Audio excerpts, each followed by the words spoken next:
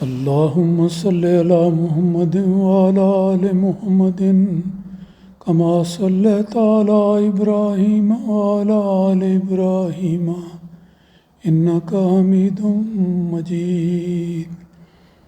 اللهم بارك على محمد وعلى آل محمد كما باركت على إبراهيم وعلى آل إبراهيم انک حمید مجید. اللہ تعالیٰ کے فضل سے ہم ایک بار پھر رمضان المبارک کے دنوں سے گزر رہے ہیں، اور اس بابرکت مہینے میں ہمیں درس حدیث بھی باقاعدگی کے ساتھ سننے اور پیش کرنے کی توفیق مل رہی ہے. درس حدیث میں ایک بہت اہم مضمون جو ہمیشہ بیان کیا جاتا ہے اس کا تعلق نماز سے ہے. نماز کو ایمان کی بنیاد قرار دیا گیا ہے، اور اگر کسی انسان کی زندگی میں نماز نہ ہو تو وہ گویا ایسا ہے کہ اپنے زندگی کے مقصد کو پورا نہیں کر رہا. اس لیے ضروری ہے کہ اس موضوع پر بار بار احادیث پیش کی جائیں، اور قرآن مجید کی آیات کے حوالے سے بھی اس مضمون کو واضح کیا جائے. آج کے درس میں پہلے مضمون کے تسلسل میں نماز اور اس کی شرائط کے حوالے سے چند ایک احادیث پیش کی جاتی ہیں.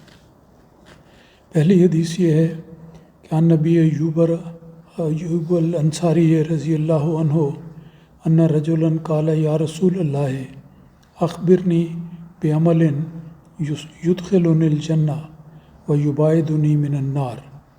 فقال النبی صلی اللہ علیہ وسلم تعبد اللہ لا تشرک به شیئا وتقیم الصلاۃ وتؤتی الزکاۃ وتصل الرحم. یہ حدیث بخاری کتاب الادب سے لی گئی ہے. اس کا ترجمہ اس طرح پر ہے کہ حضرت ابو ایوب انصاری رضی اللہ تعالیٰ عنہ بیان کرتے ہیں کہ ایک شخص نے رسول مقبول صلی اللہ علیہ وسلم کی خدمت میں عرض کیا، اے اللہ کے رسول، کوئی ایسا عمل بتائیے جو مجھے جنت میں لے جائے اور آگ سے دور کر دے. اس حدیث میں آگے جانے سے پہلے میں یہ ذکر کرنا چاہتا ہوں کہ دیکھیں صحابہ کے دل میں کتنی تمنا اور خواہش تھی کہ وہ کوئی ایسا کام اپنی زندگی میں کر لیں جو انہیں جنت میں داخل کر دے اور جہنم کی آگ سے بچاؤ ہو جائے. تو یہ تمنا اور یہ کوشش دراصل ہر مومن کے دل میں ہونی چاہیے. اور رمضان کا مہینہ جو نیکیوں کے بیج بونے کا مہینہ ہے، اس میں خاص طور پر اس بات کو مد نظر رکھنا چاہیے اور ہمیشہ اس پر غور و فکر کرنا چاہیے کہ ہم کون سے ایسے اعمال کریں جو ہمیں جنت میں لے جائیں اور جہنم سے دور ہو جائیں، ہم دور ہو جائیں. تو اس حدیث میں یہ آتا ہے کہ حضرت ابو ایوب انصاری رضی اللہ تعالیٰ عنہ بیان کرتے ہیں کہ ایک آدمی نے حضرت صلی اللہ علیہ وسلم کی خدمت میں عرض کیا کہ اے اللہ کے رسول، کوئی ایسا عمل بتائیے جو مجھے جنت میں لے جائے اور آگ سے دور کر دے. بڑا اہم سوال جو ہر مومن کے دل میں ہمیشہ ہونا چاہیے، وہ اس صحابی کے دل میں بھی آیا، اور حضرت ابو ایوب انصاری نے یہ روایت کی ہے کہ ایک آدمی نے آ کے یہی سوال رسول پاک صلی اللہ علیہ وسلم سے کیا. اس کے جواب میں رسول خدا صلی اللہ علیہ وسلم نے چند باتوں کی نصیحت فرمائی، اور یہ وہ باتیں ہیں جو ہم سب کو ہمیشہ اور ہر وقت ہر روز ان باتوں کو یاد رکھنا چاہیے. آپ نے فرمایا، یہ جو سوال تم نے کیا ہے اس کا جواب یہ ہے کہ تم اللہ تعالیٰ کی عبادت کرو، اس کے ساتھ کسی چیز کو شریک نہ ٹھہراؤ، نماز پڑھو، زکوٰۃ دو، اور صلہ رحمی کرو، یعنی رشتہ داروں کے ساتھ پیار و محبت سے رہا کرو اور ایسا سلوک کرو. تو جو سوال کیا گیا تھا اس کا بڑا ہی جامع جواب رسول خدا صلی اللہ علیہ وسلم نے بیان فرما دیا، اور اس کو دیکھیں، دوبارہ پڑھیں تو فرمایا کہ پہلی بات ہے کہ اللہ تعالیٰ کی عبادت کرو. عبادت میں نماز بھی شامل ہے، باقی نیکیاں بھی شامل ہیں۔ تو پہلی کلید جنت میں جانے کی یہ ہے کہ انسان اللہ تعالیٰ کی عبادت کرے اور پورے خشوع و خضوع کے ساتھ ساری عبادات کو بجا لائے۔ اور دوسرا فرمایا کہ اس کے ساتھ کسی کو شریک نہ ٹھہرا۔ اللہ تعالیٰ کی ذات واحد ہے جو قابل پرستش ہے، کسی اور چیز کو، کسی اور آسائش کو یا کسی اور خوبی کو اس میں شریک نہ ٹھہرایا جائے، خالصتاً اللہ تعالیٰ کی عبادت کی جائے۔ اور پھر اگلی بات یہ ہے جو اس آج کے موضوع سے تعلق رکھتی ہے کہ نماز کو پڑھا کرو۔ نماز کی ادائیگی ایک مومن کی معراج ہے، جنت میں جانے کی ایک کلید ہے۔ اگر یہ نصیب ہو جائے کسی انسان کو تو وہ انسان یقیناً جنت میں داخل ہونے کا حقدار بن جاتا ہے۔ پھر آپ نے فرمایا کہ زکوٰۃ دے۔ زکوٰۃ بھی اسلام کی بنیادوں میں سے ایک بنیاد ہے۔ جن پر زکوٰۃ واجب ہے ان کے لیے لازم ہے کہ وہ زکوٰۃ کی ادائیگی کریں۔ اور رمضان کے مہینے میں عام طور پر یہ اچھا طریق بعض لوگوں نے اپنایا ہوتا ہے کہ جب بھی رمضان کا مہینہ آتا ہے اس میں وہ اپنی زکوٰۃ کے سارے واجبات ادا کر دیتے ہیں اور اس لحاظ سے اس نیکی کو تکمیل پر لے جاتے ہیں۔ اور پھر فرمایا کہ صلہ رحمی کرو۔ صلہ رحمی کیا ہے؟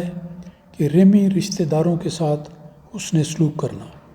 آپ نے خود فرمایا کہ اس سے مراد یہ ہے کہ رشتہ داروں کے ساتھ پیار و محبت سے سلوک کرو۔ تو رشتہ داروں کے ساتھ حسن سلوک یہ بھی ایک بہت بڑی نیکی ہے جس کو عام طور پر بعض اوقات معاشرے میں اہم نہیں سمجھا جاتا، اور بعض سمجھتے ہیں کہ لوگ ہماری عزت افزائی کریں، ہم سے محبت کریں، ہماری خدمت کریں، لیکن جہاں تک خود ان کی خدمت کرنے کا سوال ہے، ان سے محبت اور پیار کا سلوک کرنے کا سوال ہے، وہ سمجھتے ہیں کہ ہم اس سے بالا ہیں۔ تو بہت مثالیں ایسی نظر آتی ہیں ہر ماحول میں کہ رشتہ داروں کے ساتھ حسن سلوک میں کمی واقع ہوتی ہے، اور یہ بات غلط ہے۔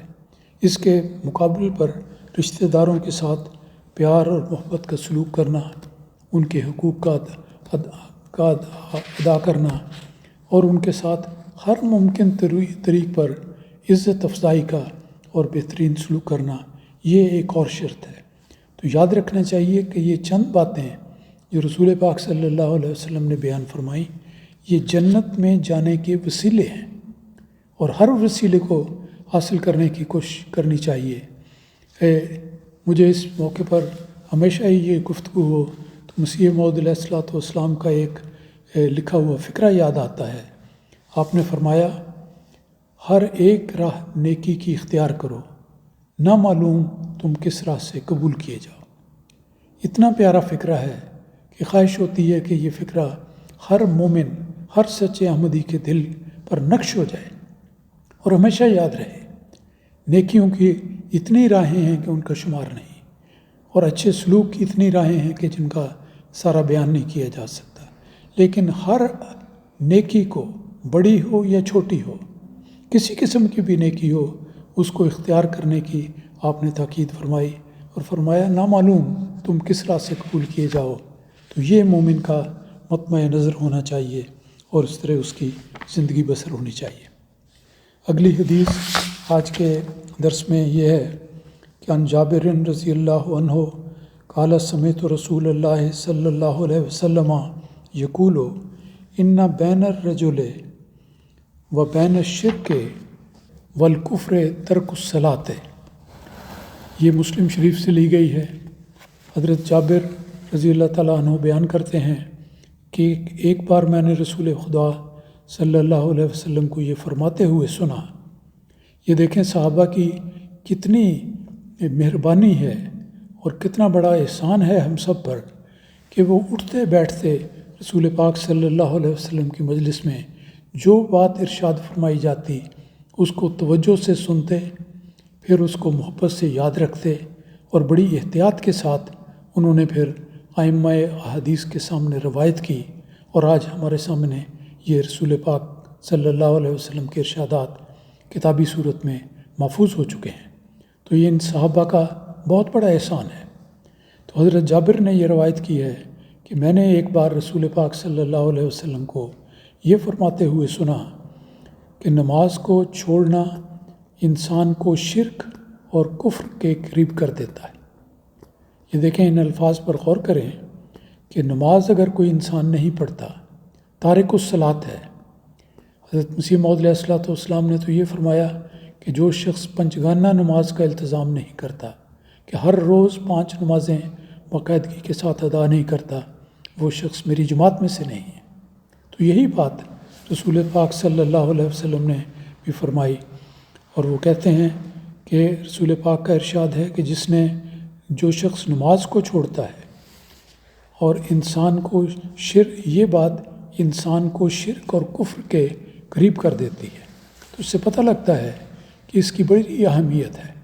بعض اوقات میں کہہ سکتا ہوں، یا ضروری نہیں کہ ہر موقع پہ ہو، لیکن کہیں کہیں نظر آتا ہے کہ ہمارے بچے، نوجوان، بڑی عمر کے لوگ بھی، افراد جماعت بھی، مرد عورتیں بھی، وہ اہمیت نہیں دیتے نماز کو جو دینی چاہیے۔ نماز ایک فرض ہے جس کی ادائیگی کے بغیر انسان صحیح مسلمان نہیں ہوتا۔ تو اس بات کا اہتمام کرنا اور پوری باقاعدگی کے ساتھ، تعہد کے ساتھ نماز کو ادا کرنا کہ کوئی نماز کبھی مس نہ ہو جائے، یہ انسان کے لیے ایک ایسی سعادت کی بات ہے جو بالآخر اس انسان کو اللہ تعالیٰ کے فضل سے جنت میں داخل کرتی ہے۔ اور جو اس معاملے میں سست ہو تو پھر اس کا نتیجہ اثر یہ بتایا گیا ہے کہ جو شخص نماز کو چھوڑتا ہے، وہ اس کا چھوڑنا ایک ایسی بات ہے جو اس انسان کو شرک اور کفر کے قریب کر دیتا ہے۔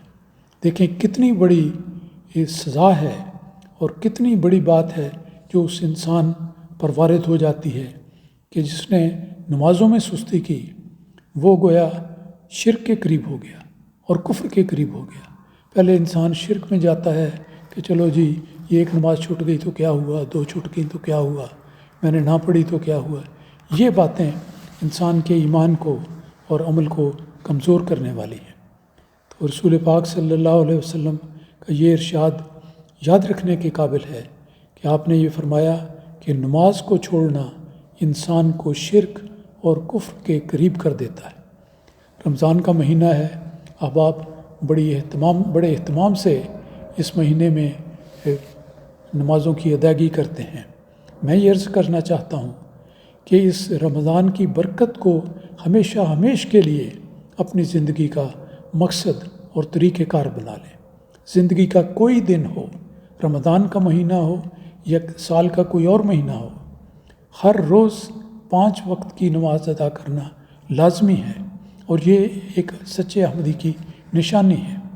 تو اس نشانی کو، اس وصف کو اپنے اندر پیدا کرنا یہ ہمارا فرض ہے، اور اس نیکی کو اختیار کرنے کے لیے رمضان ہمارے لیے بڑا ہی مفید ہے کہ رمضان کے ببرکت مہینے میں لوگ نمازوں کا اہتمام کرتے ہیں، دعاؤں کا اہتمام کرتے ہیں اور نیکیوں میں آگے بڑھنے کی کوشش کرتے ہیں۔